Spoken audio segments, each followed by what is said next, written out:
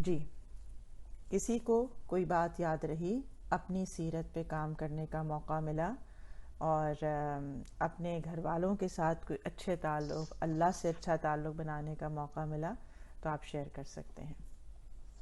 جی، کون شیئر کرے گا؟ یہ ہینڈ ریز جو ہوئے ہوئے ہیں یہ لاسٹ کلاس کے ہیں یا اب اسی کلاس کے ہیں؟ جی، زہرا کا ہاتھ کھڑا ہوا ہے۔ جی جی زہرا۔ السلام علیکم میم۔ وعلیکم السلام۔ میم، سیرت پڑھ کے جہاں بہت فائدہ ہوا ہے، زندگی ایک دم سے بدل گئی ہے، کیونکہ زندگی کے چھوٹے چھوٹے معاملات میں مجھے اندازہ ہوا ہے، پتہ چلا ہے کہ کس طرح رسول اللہ کی سیرت کو اپلائی کرنا ضروری ہے۔ میں اسپیشلی اپنی بات کروں گی، جیسے کہ ہم نے لاسٹ لیکچر میں پڑھا رسول اللہ صلی اللہ علیہ وسلم کے اخلاق کے بارے میں، ان کی سخاوت کے بارے میں، علم و فضل اور ان کا لین دین کیسا تھا، اور یہ ساری خوبیاں پڑھی۔ تو اس کے بعد پھر میں نے بھی یہ ڈیسائیڈ کیا کہ میں بھی اپنے جو میری بھی کمی بیشیاں ہیں، یعنی سم ٹائم صبر نہ کرنا یا برداشت نہ کرنا، کچھ ایسے معاملات ہوتے ہیں جن پر بہت زیادہ جلدی مطلب میں ریئیکٹ کر جاتی ہوں۔ تو اب میں نے فیصلہ کیا ہے کہ انشاءاللہ اس میں بھی میں اس کو بھی ختم کروں گی اپنی عادات کو۔ لیکن سم ٹائمز ایسا ہوتا ہے کہ انسان جب کچھ فیصلہ کرتا ہے نا، تو وہی چیز جس سے وہ رکنے کا فیصلہ کر لیتے ہیں، وہی چیز بار بار اس کے سامنے آتی ہے۔ تو میرے ساتھ ایسا بہت بہت بار ہوا ہے، تو اس میں پھر کنٹرول کرنا تھوڑا مشکل بھی ہو جاتا ہے، کبھی تو یاد رہتا ہے اور کبھی نہیں رہتا۔ لیکن کوشش میری یہی ہے کہ میں اس پہ جو ہے وہ عمل کروں، اور مجھے جو ہے پہلی میری یہی ترجیح ہونی چاہیے کہ میں وہی طریقہ اپناؤں جو ہمیں شریعت میں ملتا ہے، سنت سے ثابت ہے، جو وہی اسی پہ میں عمل کروں۔ بارک اللہ فیکم، بہت اچھی آپ نے بات کہی، کیونکہ اصل چیز ہے نیت و ارادہ کرنا۔ جب آپ کوئی چیز نئی نئی شروع کرتے ہیں تو آپ کو وہ مشکل لگتی ہے اور آپ کو چیلنج آتے ہیں، اور آپ کو ایک چھوٹی سی بات بھی چیلنج لگنے لگتی ہے، ہوتا اتنا بڑا نہیں ہے جتنا کہ آپ کو لگ رہا ہوتا ہے۔ پھر یہ بھی یاد رکھیں، یہ سب کے لیے بات ہے، جب کوئی کامنٹ کرتا ہے اور آپ اس کا فیڈ بیک آ رہا ہوتا ہے تو وہ سب اپنے اپنے آپ کو دیکھیں اس آئینے میں۔ یہ بالکل ایسی ہی بات ہے، یوں سوچا کریں کہ جب آپ کہیں پر سے سلپ ہو جاتے ہیں، مثلا کہیں ہلکا سا پانی پڑا تھا، وہاں سے گزرے، سلپ ہو گئے، نیکسٹ ٹائم کیا کرتے ہیں؟ اس جگہ سے گزرتے ہوئے محتاط ہو جاتے ہیں، قدم جما لیتے ہیں، حالانکہ اب پانی نہیں پڑا ہوا، لیکن آپ کو یاد آ جاتا ہے کہ میں جب یہاں سے گزر رہی تھی تو میں گری تھی۔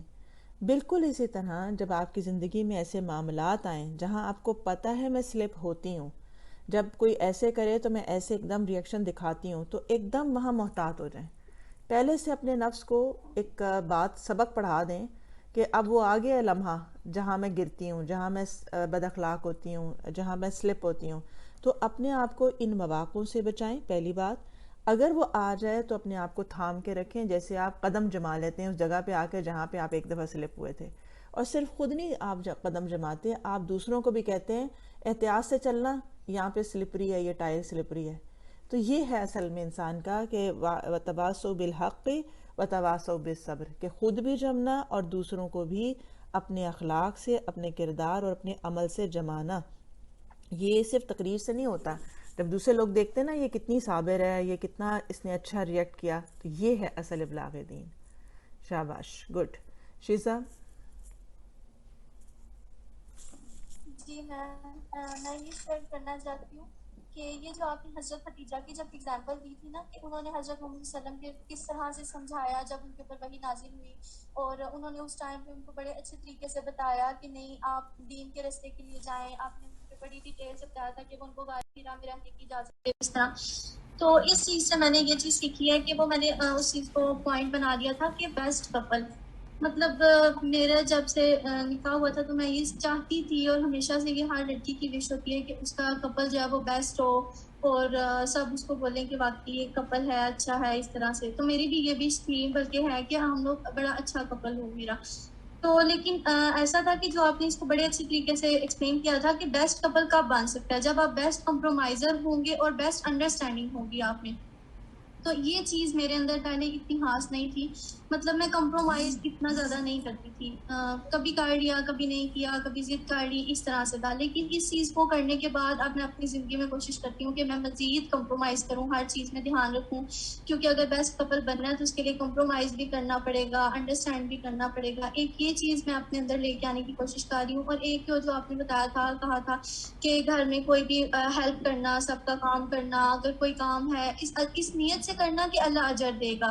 تو اگر بزی بھی ہوتی ہوں، کبھی کوئی ایسا بھی ہوتا ہے، تو پھر بھی میں کوشش کرتی ہوں کہ نہیں، میں وہ کام کر لوں کیونکہ اللہ تعالیٰ اجر دے گا اور اس چیز میں آسانی ہو جائے گی. تو یہ 2 چیزیں میں اپنی زندگی میں لے کے آنے کی کوشش کر رہی ہوں. بارک اللہ فیک. اسی کو کہتے ہیں کمپرومائزنگ ہونا. یعنی جب انسان کو اپنا دل کچھ اور چاہ رہا ہو، لیکن آپ دیکھ لیتے ہیں کہ دوسرے کی بھی ضرورت ہے، تو آپ کمپرومائز کر جاتے ہیں کہ کوئی بات نہیں، اگر اس وقت اس کی زیادہ بڑی ضرورت ہے، یا اگر تھوڑا سا میں اٹھ کے اس کا کام کر دوں گی تو کیا فرق پڑ جائے گا، کتنا ہو جائے گا. اسی طرح سے انڈرسٹینڈنگ کو بھی سمجھیں، اور اس کی پریکٹس آپ شادی سے پہلے اپنے گھر والوں کے ساتھ کریں، کیونکہ سب سے زیادہ یہاں گھر والوں میں آپ کو کئی لوگوں سے اپنی بنا کے رکھنی ہوتی ہے، کئی لوگوں کو ہینڈل کرنا ہوتا ہے. اس سے اچھی پریکٹس آپ کو نہیں ہو سکتی ہے.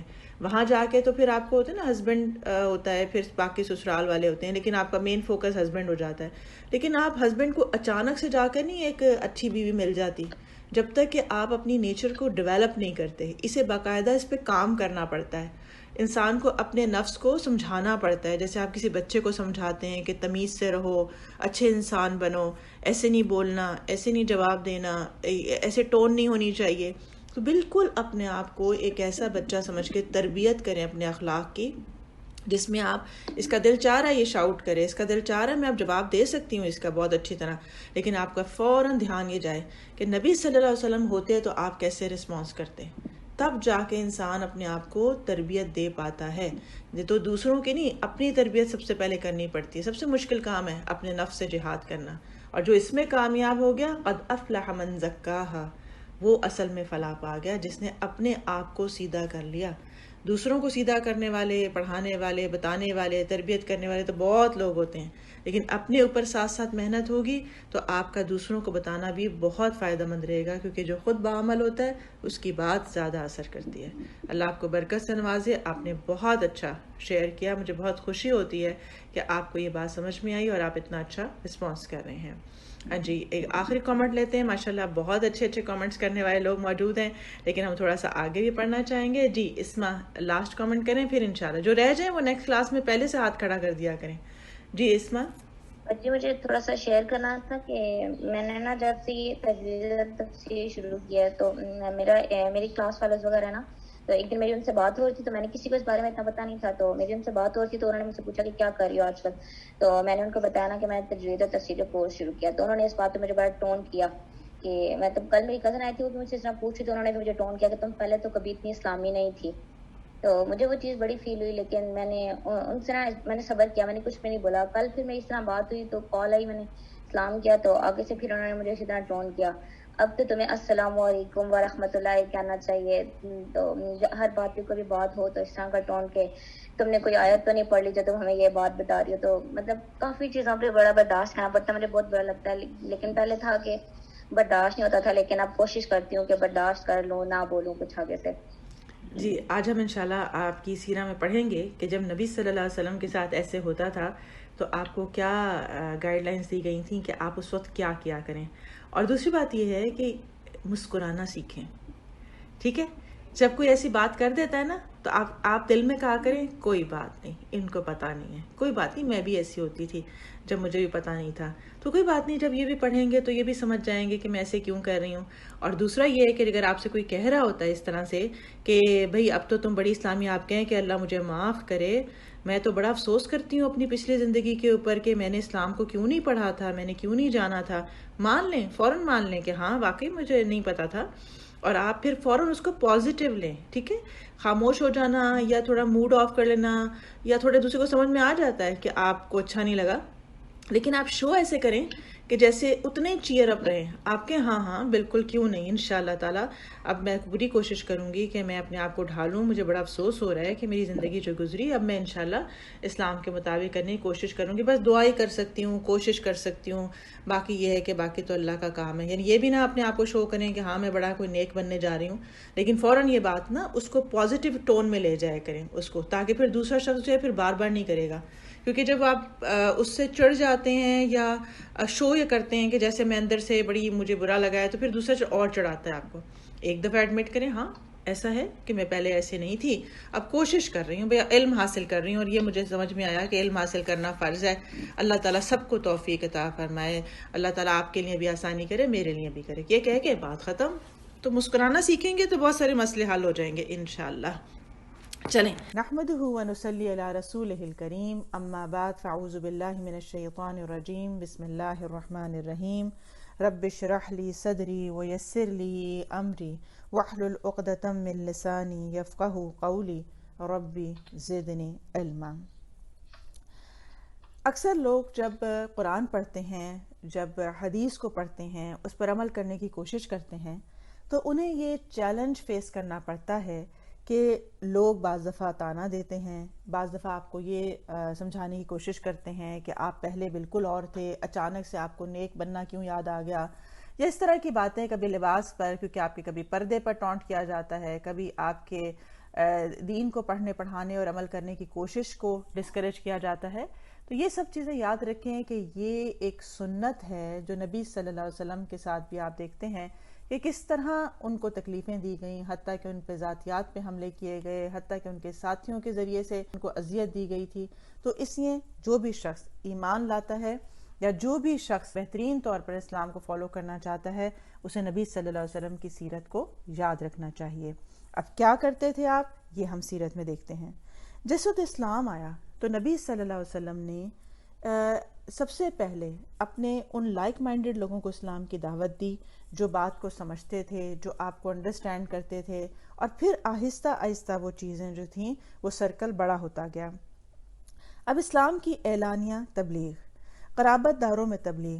جب اکا دکا افراد کو خاموشی سے اسلام کی دعوت دیتے ہوئے 3 سال گزر گئے، قریش اور دوسرے قبیلوں کے کچھ اچھے لوگوں نے اسلام قبول کر لیا اور یوں اسلام کی اعلانیہ تبلیغ کے لیے حالات میں تھوڑی سی گنجائش ہو چلی، تو اللہ تعالیٰ نے رسول اللہ صلی اللہ علیہ وسلم کو حکم دیا کہ اب آپ اپنے نزدیکی رشتہ داروں کو ڈرائیں، پھر جو ایمان لائیں اور آپ کے پیروکار بن جائیں ان کے لیے اپنا بازو جھکا کر رکھیں، اور جو آپ کی بات نہ مانیں ان سے آپ لا تعلقی کا اعلان کر دیں.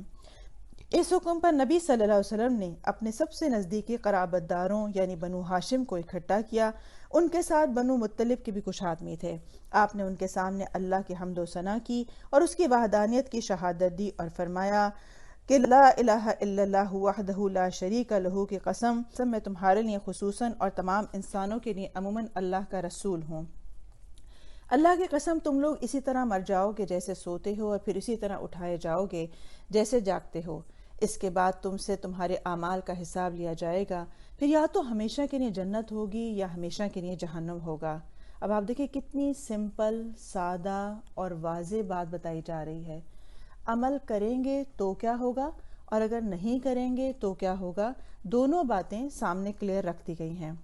نبی صلی اللہ علیہ وسلم کی باتیں سن کر سب نے نرمی سے گفتگو کی. صرف آپ کے چچا ابو لہب نے کہا کہ اس کا ہاتھ اس سے پہلے پکڑ لو کہ عرب اس کے خلاف اکٹھے ہوں، ورنہ اس وقت اگر اس کو ان کے حوالے کرو گے تو ذلت اٹھاؤ گے، اور اگر اسے بچانا چاہو گے تو مارے جاؤ گے.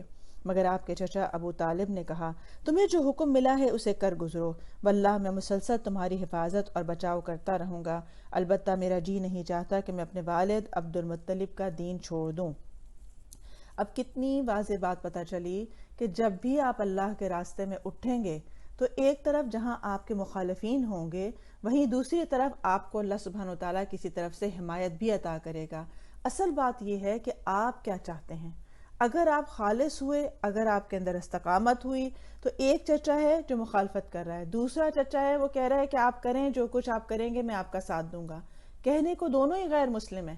اللہ سبحانہ وتعالیٰ چاہے تو اپنے دین کی خدمت کسی غیر مسلم سے بھی لے لے، اسے کبھی اپنے آپ میں کوئی غرور نہ محسوس کریں، خود پسندی نہ محسوس کریں کہ دیکھو سارے خاندان میں اللہ نے مجھے چن لیا ہے، اللہ تعالیٰ مجھے شاید پسند کرتے ہیں یا شاید مجھ سے کام لینا چاہتے ہیں۔ تو یہ نہیں ہے معاملہ، بات ساری یہ ہے کہ ہر نعمت بھی امتحان ہے اور نعمت کا نہ ہونا بھی امتحان ہے۔ نعمت ہو تو اس سے بڑا امتحان ہے، کیونکہ اس کا پھر ہم پر حق بن جاتا ہے کہ ہم اس دین کے ساتھ خود کیا عمل کرتے ہیں اور دوسروں کی کیسے رہنمائی کرتے ہیں اور کتنے عاجزی اختیار کرتے ہیں۔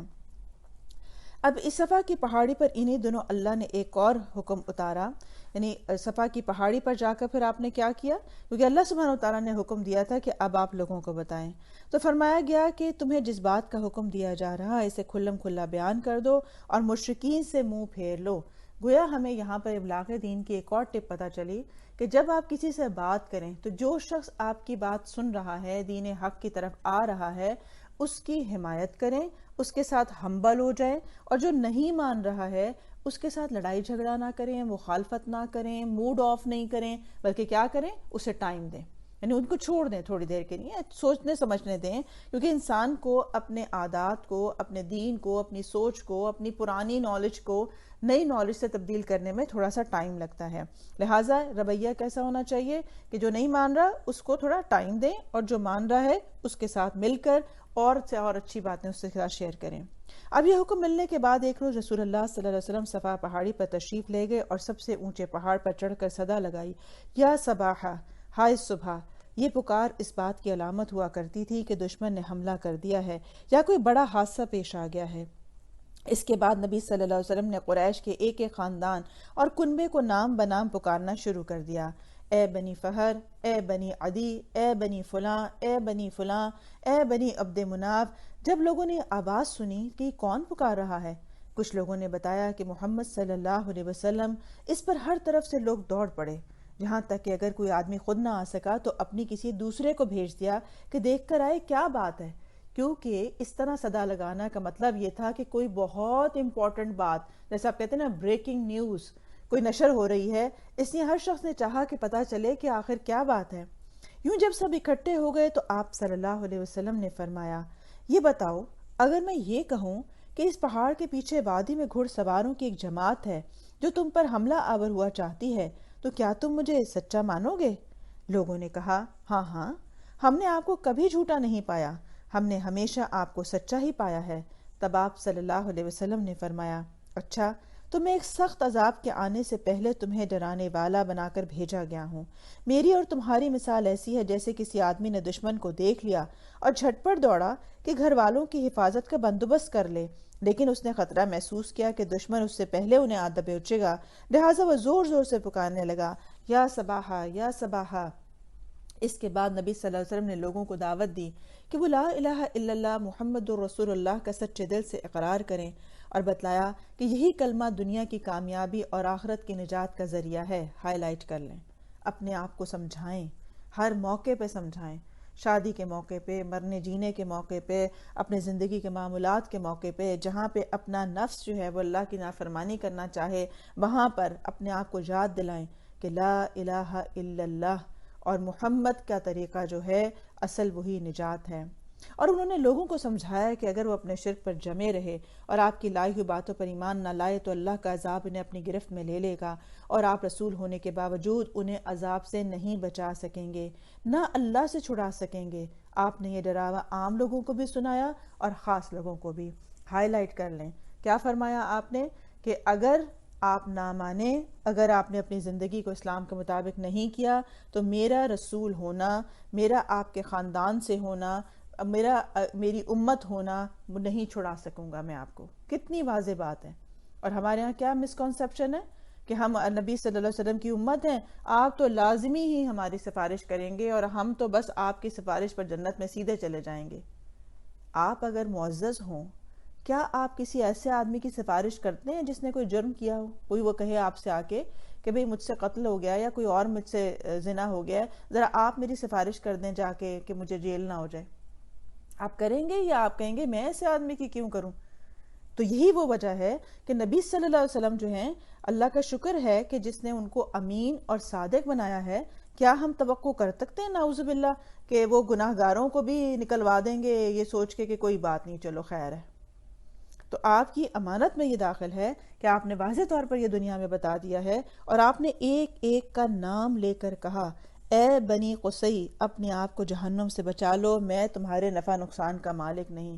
اے بنی عبد الشمس اپنے آپ کو جہنم سے بچا لو۔ اے بنی عبد مناف اپنے آپ کو جہنم سے بچا لو۔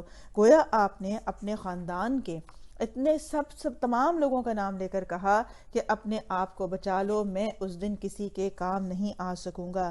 اے رسول کی پھپھی صفیہ بنت عبد المطلب، میں اللہ سے بچانے کے لیے تمہارے کچھ کام نہیں آ سکتا۔ اے رسول اللہ کی بیٹی فاطمہ، جو مال چاہو مجھ سے مانگ لو مگر اپنے آپ کو جہنم سے بچا لو، میں تمہیں بھی اللہ سے بچانے کے لیے کچھ کام نہیں آ سکتا ہوں۔ ہاں تم لوگوں سے نسبت اور قرابت کا تعلق ہے جسے اس کی طریق کے مطابق ترک کروں گا، یعنی جو حق رشتہ داری ہے وہ میں دنیا میں تو نبھا سکتا ہوں لیکن میں آخرت میں کسی کے کچھ کام نہیں آ سکتا۔ کتنی واضح بات ہے۔ اسی نے اللہ سبحانہ وتعالیٰ بار بار اس بات کی تاکید کرتے ہیں کہ اطیعوا اللہ و اطیعوا الرسول، کہ اگر بچنا ہے دنیا اور آخرت میں رسوائی سے بچنا ہے، عذاب سے بچنا ہے، کیونکہ عذاب دنیا میں بھی آتے ہیں آخرت کا تو ہے ہی ہے، تو کیا کرنا ہوگا؟ وہ سب کر لیں جو اللہ تعالیٰ کہتے ہیں۔ یہ بالکل ایسی بات ہے کہ جیسے ماں باپ اپنے بچوں کو دنیا کے تھپیڑوں سے بچانے کے لیے، دنیا میں رسوائی سے بچانے کے لیے کتنی باتیں بتاتے ہیں۔ اب جو عقل مند بچے ہوتے ہیں، جو سمجھدار لوگ ہوتے ہیں، وہ اس وقت نہ بھی سمجھو کہ ہمیں اتنا پڑھنے کو کیوں کہا جا رہا ہے، اچھا ہمارے کھیلنے کیوں نہیں دیا جا رہا، ہماری نیند کیوں نہیں پوری کی جانے جا رہی۔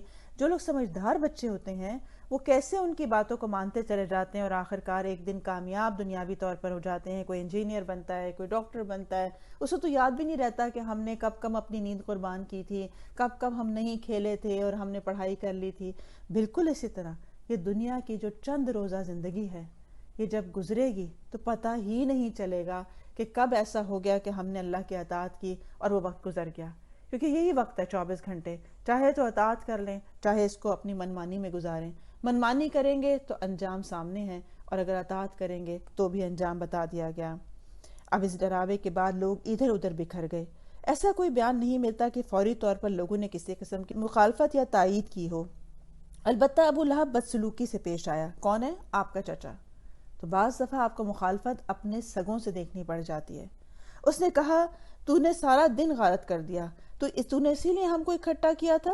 اس کے جواب میں سورہ تبت یدا ابی لہب نازل ہو گئی اور بتایا گیا کہ وہ اس کی بیوی اور اس کا مال سب غارت ہو جائیں گے اور وہ جہنم کا ایندھن بن جائیں گے۔ نبی صلی اللہ علیہ وسلم کے اپنے خاندان کا بھی ہونا کام نہیں آیا اگر کوئی شخص خود اللہ اور اس کے رسول کی اطاعت نہیں کرنے والا، اگر وہ خود ایمان لانے والا نہیں ہے۔ اب یہاں پر آپ دیکھیں یہ بات اہم پتہ چلی کہ کبھی بھی دین کے بارے میں کوئی ایسی بات نہیں کرنی چاہیے، دین والوں کے بارے میں کوئی ایسی بات نہیں کرنی چاہیے، کیونکہ دین اللہ کا ہے۔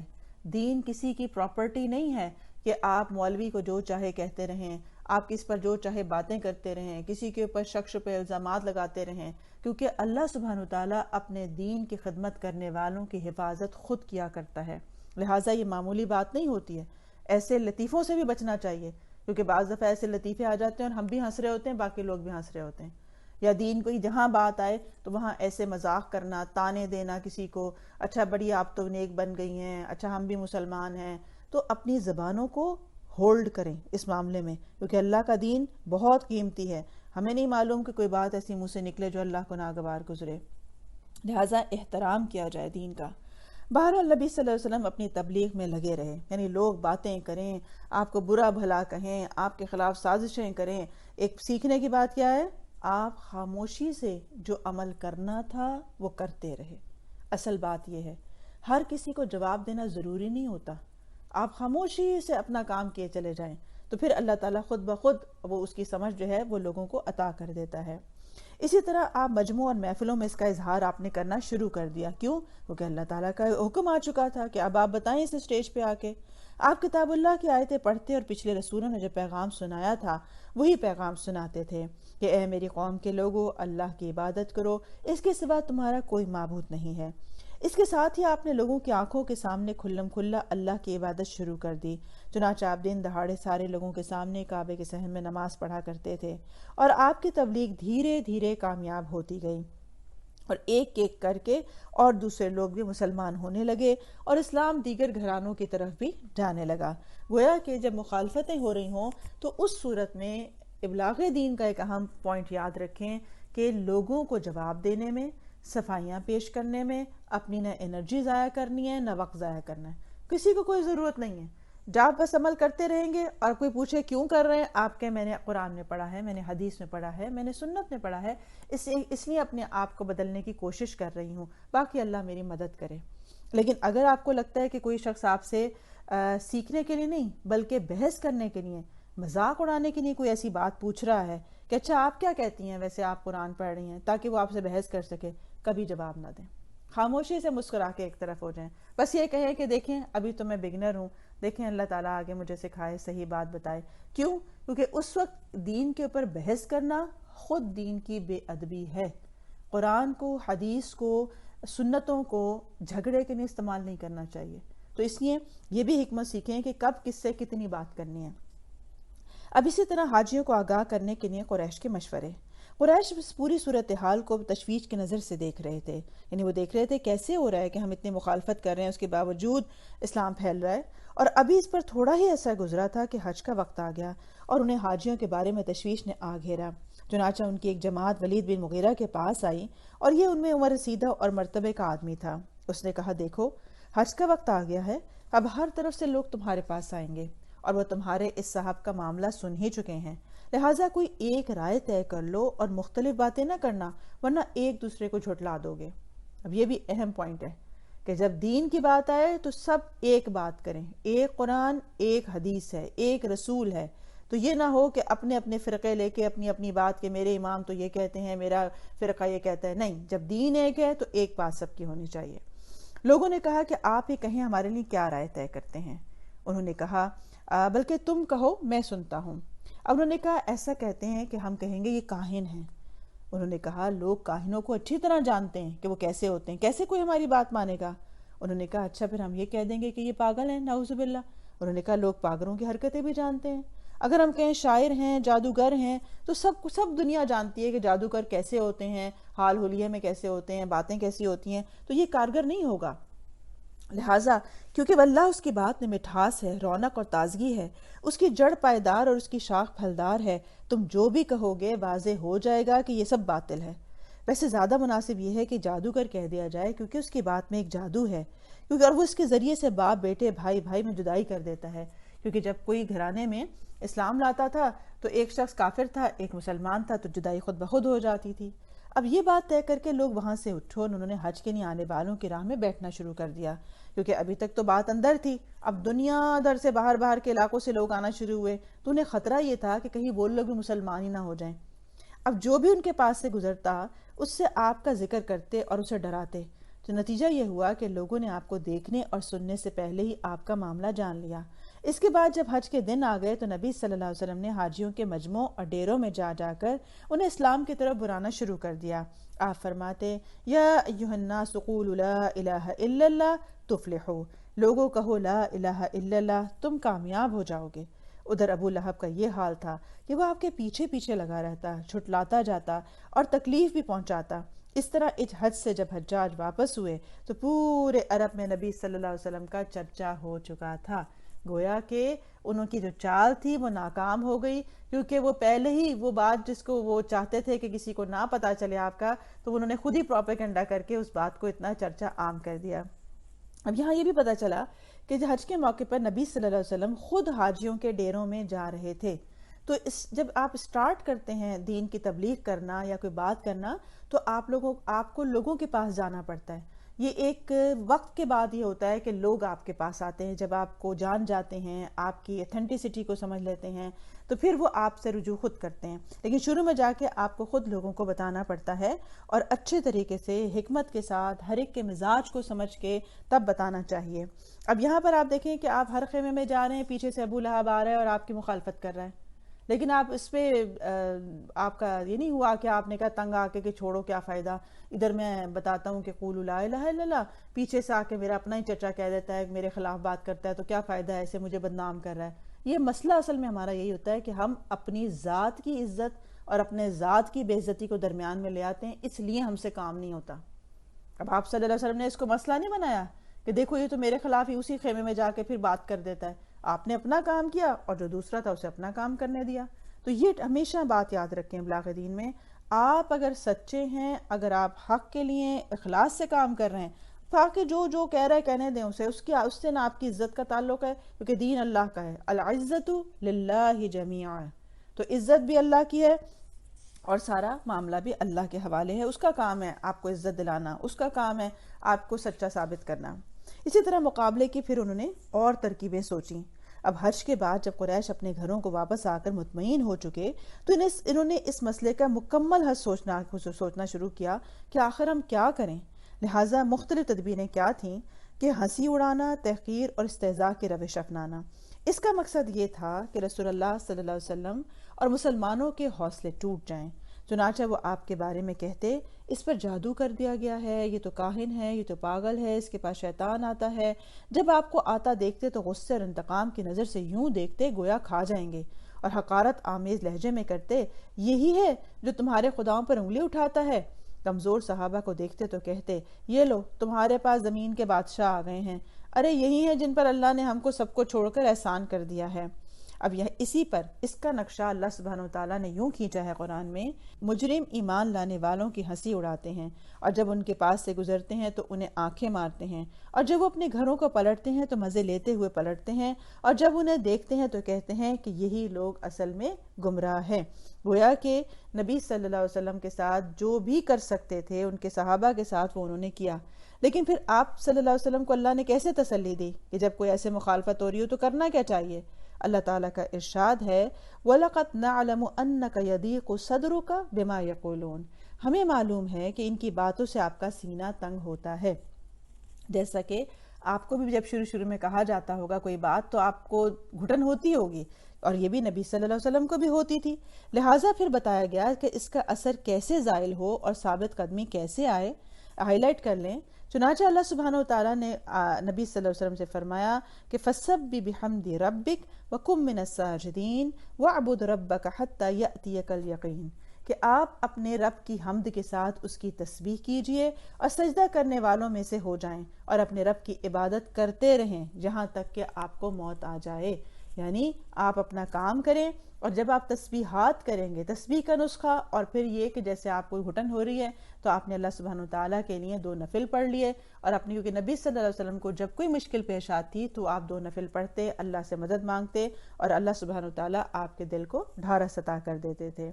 پھر اسی طرح اللہ سبحانہ وتعالیٰ نے فرمایا کہ ہم آپ سے مذاق کرنے والوں کو کافی ہو جائیں گے، جو اللہ کے ساتھ دوسروں کو معبود ٹھہراتے ہیں انہیں بہت جلد نتیجہ معلوم ہو جائے گا۔ گویا کہ اللہ سبحانہ وتعالیٰ ایسے شخص کے لیے کافی ہو جاتا ہے، اس لیے دل برداشتہ ہو کے کام نہیں چھوڑ دینا چاہیے، رستہ نہیں چھوڑنا چاہیے، موڈ نہیں آف کرنا چاہیے، لوگوں سے کٹ نہیں جانا چاہیے۔ اسی طرح ایک اور تدبیر انہوں نے یہ کی کہ لوگوں کو آپ کے بات سننے سے روکا جائے۔ انہوں نے طے کیا کہ جب نبی صلی اللہ علیہ وسلم کو دیکھو کہ وہ لوگوں کے درمیان دعوت و تبلیغ کے لیے کھڑے ہیں تو خوب شور مچاؤ اور لوگوں کو وہاں سے بھگا دو تاکہ انہیں اپنی بات کرنے کا موقع ہی نہ ملے۔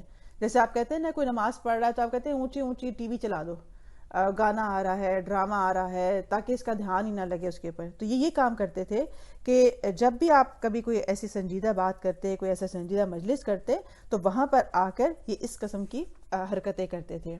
اسی تدبیر کا ایک حصہ یہ تھا کہ نضر بن حارث ہیرا اور شام گیا، قرآن میں بھی اس کا ذکر آتا ہے، اور وہاں سے لوگ کہانیاں دارا، سکندر، رستم، اسفندیار کے قصے سیکھ کر آیا، اور جہاں دیکھتا کہ نبی صلی اللہ علیہ وسلم کی مجلس جم رہی ہے یہاں یہ اسی کے پیرالل اپنی داستانیں شروع کر دیتا۔ جیسے آپ کہتے ہیں نا قسط وار ڈرامہ، جب آپ ایک دیکھ لیتے ہیں تو آپ کے اندر ایک آ جاتا ہے نا، ہرس لگ جاتی ہے، اچھا دیکھوں آگے کیا ہوا تھا، اچھا اور کیا ہوا تھا۔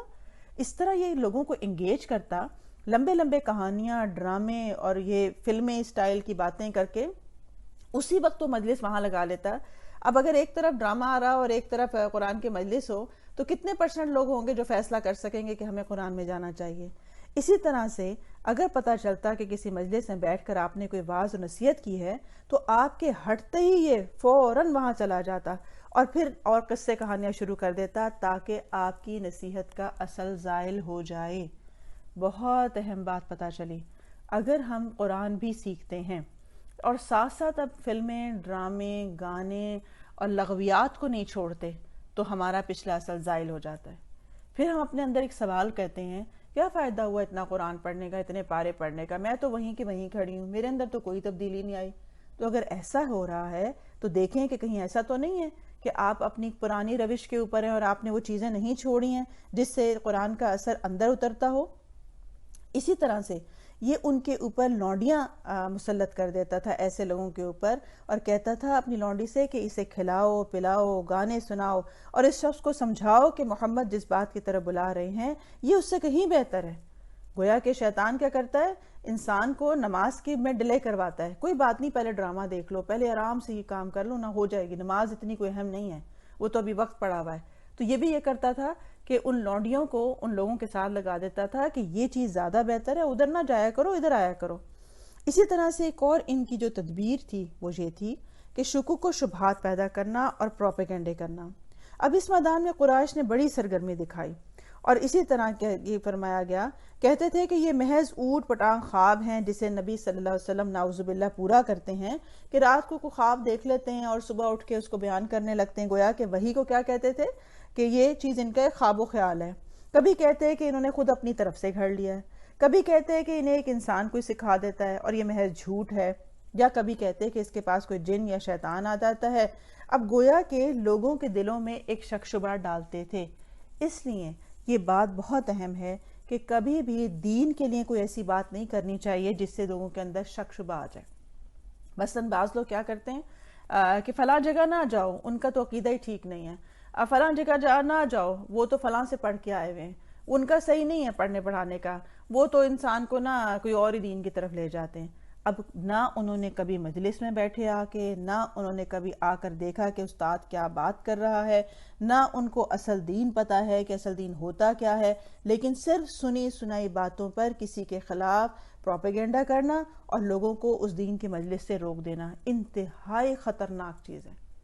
کیونکہ بالکل ایسی بات ہے جیسے اگر آپ کی وجہ سے کوئی شخص دین کی طرف آتا ہے تو آپ کو اپنا ثواب بھی ملا اور اس شخص کی نیکی کا ثواب ملا.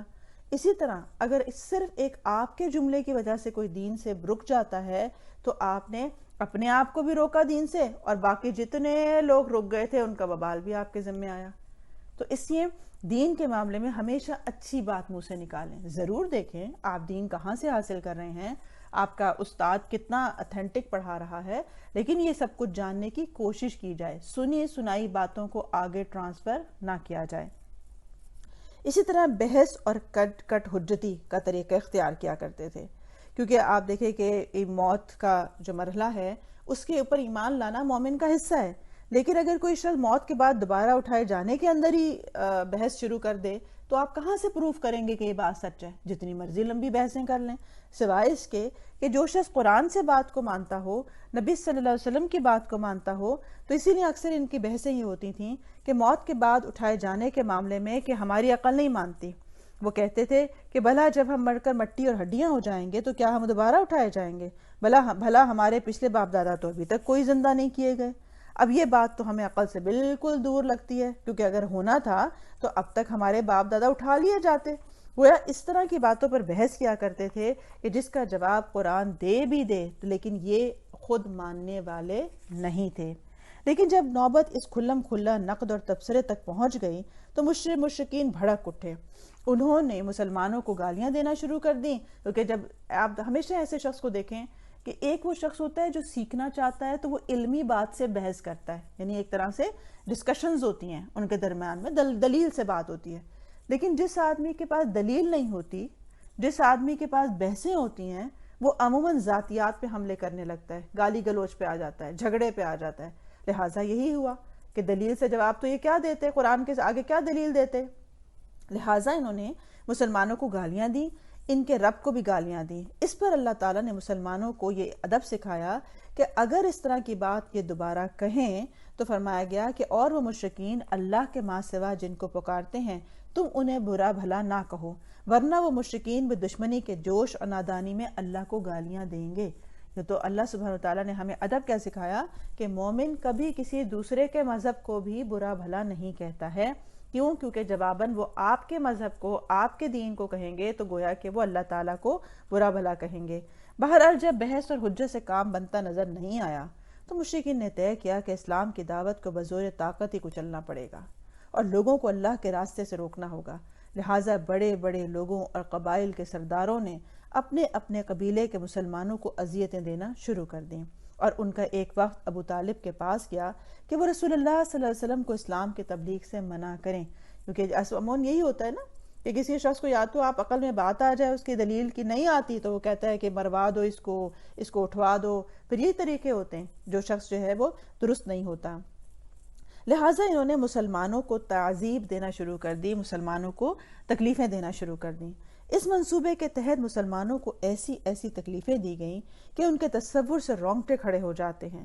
مثلاً یہ کہ جیسے حضرت بلال بن رباح رضی اللہ عنہ امیہ بن خلف کے غلام تھے، امیہ ان کے گلے میں رسی ڈال کر بچوں کے حوالے کر دیتا اور وہ انہیں کھینچتے پھرتے تھے۔ اب تصور کرتے جائیں یہ ساری مصیبتوں کا جو آج ہم تک اسلام ہے، اس میں کیسے کیسے بڑے بڑے صحابہ کرام جن سے اللہ راضی ہوا، انہوں نے کیسی قربانیاں دیں۔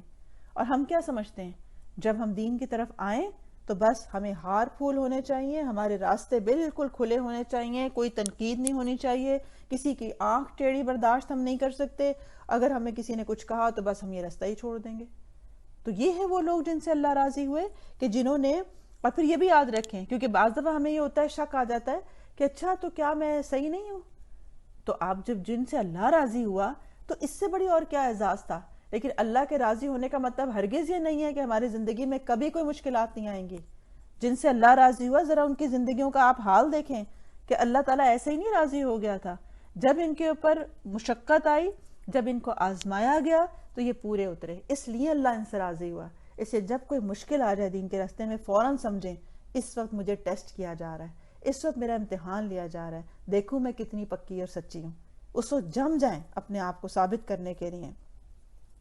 لہٰذا ان کے گلے میں بچوں کو رسی دے کے چھوڑ دیا جاتا، اور پھر اس دوران بلال رضی اللہ عنہ احد احد کہتے رہتے۔ اس کے علاوہ امیہ ان کو دوپہر کی چلچلاتی دھوپ میں جلتی ریت یا پتھر پر ڈال کر سینے پر بھاری پتھر رکھوا دیتا، پھر کہتا یا تو محمد کے ساتھ کفر کرو اور لات و عزیٰ کی پوجا کرو یا اسی حالت میں پڑے پڑے مر جاؤ، لیکن بلال برابر احد احد کہتے رہتے۔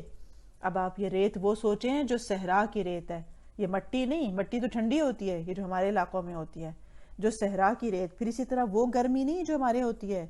ذرا آپ کبھی جائیں مڈل ایسٹ میں جائیں اور وہاں ذرا آپ عرب کی گرمی دیکھیں جس کے اندر شدید لو ہوتی ہے، یعنی اگر کچھ بھی نہیں ہے نا تو اس کے اور آلریڈی اس کا ٹیمپریچر بہت ہائی ہوتا ہے اس گرمی کا۔ اسی طرح اور اگر پھر ریت پہ پڑ جائے تو آپ کو پتہ ہے ریت تو شیشے کی طرح گرم ہو جاتی ہے، وہ تو پھر کیا تھا کہ اتنا آپ کو اذیت دی جاتی تھی کہ جب آپ کو ریت پر اور گرم پتھر پہ لٹایا جاتا تھا تو آپ کی چربی سے پگھل کر کوئلے بجھ جایا کرتے تھے جو آپ کے نیچے کر دیتا تھا، اور آپ کی اس سے سکن جل جاتی تھی حتیٰ کہ چربی نکل آتی تھی، اور پھر آپ کیا کہہ رہے ہیں؟ احد احد کہہ رہے ہیں۔ ایک روز حضرت ابوبکر صدیق گزرے، حضرت بلال کو اسی طرح کی اذیت دی جا رہی تھی۔ حضرت ابوبکر صدیق رضی اللہ عنہ نے انہیں اس مصیبت میں دیکھا تو خرید کر اللہ کے لیے آزاد کر دیا۔ یہ کیسے کیسے لوگ تھے کہ ایک دوسرے کی مدد کرنے والے تھے۔ اسی طرح ابو فکہ رضی اللہ عنہ جن کا نام افلاح تھا اور قبیلہ ازد کے رہنے والے اور قبیلہ بنو عبد الدار کے غلام تھے، ان کے پاؤں میں لوہے کی بیڑیاں پہنا کر دوپہر کی چلچلاتی دھوپ میں لایا جاتا۔ اب آپ سوچیں کہ لوہا بھی جب گرم ہو جاتا ہے، کبھی آپ نے دیکھا چوڑی روٹی بناتے ہوئے گرم ہو جائے تو کیسے تپتی ہے، تو کیا کرتے تھے؟ چلچلاتی دھوپ میں پاؤں میں بیڑیاں ڈالیں جو کہ گرم ہو رہی ہیں، آلریڈی ریت بھی گرم ہے، اور کپڑے اتار کر تپتی ریت یا پتھر پہ لٹا دیا جاتا اور اوپر اتنا بھاری پتھر رکھ دیا جاتا تاکہ وہ ہل نہ سکے۔ استغفر اللہ یا ربی، کیسے کیسے لوگ تھے، اور اتنی دیر تک اسی اذیت میں رکھا جاتا کہ ان کی عقل کھو جاتی تھی، یعنی ان کا دماغ ہی سارا جو تھا وہ اتنا کھول جاتا تھا کہ پھر عقل جو ہے وہ زائل ہو جاتی تھی۔ انہیں مسلسل اسی طرح اذیتیں دی جاتی رہیں جہاں تک کہ دوسری ہجرت حبشہ میں وہ بھی ہجرت کر کے آئے۔ اسی طرح مشہور صحابی خباب بن ارت ہیں، زمانہ جاہلیت میں قید ہو کر آئے تھے۔ انہیں بنو خزاعہ کی ایک عورت ام انمار بنت سبع نے خرید لیا۔ یہ لوہار تھے، جب مسلمان ہوئے تو ان کی مالکن لوہے کا جلتا ہوا ٹکڑا لے کر آتی اور ان کی پیٹھ پر ڈال دیا کرتی تھی تاکہ محمد صلی اللہ علیہ وسلم کے ساتھ یہ کفر کریں، مگر اس سے ان کا ایمان اور زیادہ ہو جاتا۔ انہیں مشرکین بھی سزائیں دیتے، کبھی گردن مروڑتے، کبھی بال نوچتے، کئی بار تو جلتے ہوئے کولوں پر ڈھکیل دیتے تھے، جس سے ان کی پیٹھ اور پہ چربی تک جل جایا کرتی تھی۔ تو اس لیے آپ دیکھیں کہ کیسے کیسے استقامت والے لوگ تھے، کیونکہ وجہ کیا تھی؟ یہ پکے تھے اس بات پہ کہ اگر ہم اللہ کی خاطر اس دین کی طرف آئے ہیں، اللہ کی خاطر اپنے آپ کو زندگی کو مولڈ کر رہے ہیں، تو یہ ہو نہیں سکتا کہ اللہ تعالیٰ ہم سے قبولیت نہ کرے، ہم سے راضی نہ ہو جائے۔ لہٰذا یہ دنیا کو راضی کرنے کی فکر نہیں کرتے تھے۔ ہم تو چاہتے ہیں دین بھی ہاتھ میں رہے، دنیا کی رضا بھی نہ آ جائے، دنیا کی واہ واہ بھی سمیٹ لیں اور ادھر سے اللہ کی رضا سمیٹ لیں، تو یہ تو شرک ہوا۔ اور جو اللہ سبحانہ وتعالیٰ اتنا غیرت مند ہے کہ جو کام کسی اور کے ساتھ کے لیے کیا جائے، اللہ تعالیٰ اپنا حصہ چھوڑ دیتے ہیں، پھر وہ اللہ کے لیے نہیں رہ جاتا۔ حضرت زنیرہ رضی اللہ عنہ ایک رومی لونڈی تھیں۔ وہ مسلمان ہوئی تو انہیں اللہ کی راہ میں اس قدر تکلیفیں دی گئیں کہ وہ اندھی ہو گئیں۔ اس پر ان سے کہا گیا کہ تمہیں لات اور عزا کی مار پڑ گئی ہے۔ انہوں نے کہا نہیں واللہ انہوں نے میرا کچھ نہیں بگاڑا، یہ تو اللہ کی طرف سے ہے، اگر وہ چاہے تو اسے دور کر سکتا ہے۔ دوسرے دن صبح ہوئی تو واقعی اللہ نے ان کی بصارت بحال کر دی۔ اس پر مشرکین کہنے لگے یہ تو ایک محمد کا جادو ہے صلی اللہ علیہ وسلم۔ سبحان اللہ۔ یعنی جب دین کی طرف آتے تھے تو اللہ سے کوئی ناراضگی نہیں ہے، کوئی شکوہ نہیں ہے ان تکالیف کے اوپر، بلکہ کہہ رہے اللہ چاہے گا تو سب دور ہو جائے گا۔ تو اللہ سے حسن ظن رکھنا، اسی لیے کبھی یہ نہ کہیں کہ جب سے میں نے قرآن پڑھنا شروع کیا ہے مجھے یہ مسئلہ شروع ہوا ہے، جب سے میں نے دین کی طرف آئی ہوں تو مجھے یہ باتیں سننا پڑتی ہیں۔ Never ever. یہ اللہ کا احسان ہے کہ اللہ نے ہمیں موقع دے دیا، یہ ہمارے اوپر نہیں ہے احسان کہ ہم دین کی طرف آ گئے ہیں۔ اس لیے اس دین کی قدر کرتے ہوئے اللہ سے مدد مانگتے رہیں۔ اگر کوئی چیز مشکل آ جائے تو کہیں کہ اللہ میرے لیے آسان کر دے اس معاملے کو، کیونکہ اللہ تعالیٰ ہر مشکل کو آسان کرنے والا ہے۔ لہٰذا فوراً اللہ کا شکر اور احسان کریں، شکر الحمدللہ جس نے مجھے اس دین کی سمجھ عطا کی، یا اللہ یہ جو مشکل مجھ پر آئی ہے اسے دور کر دے اور مجھے استقامت عطا فرما، مجھے دوسروں کے لیے دین کی راہ آسان کرنے کا ذریعہ بنا، مجھے صدقہ جاریہ بنا، مجھے نبی صلی اللہ علیہ وسلم کی امت کے بہترین لوگوں میں شامل فرما۔ اللہ سبحانہ وتعالی ہم سب کو سیرت نبوی عطا فرمائے، اللہ اور اس کے رسول کی اطاعت نصیب فرمائے۔ وآخر دعوانا ان الحمد للہ رب العالمین۔ سبحانک اللہم وبحمدک اشہد ان لا الہ الا انت استغفرک واتوب الیک۔ بارک اللہ فیکم۔ السلام علیکم ورحمۃ اللہ وبرکاتہ۔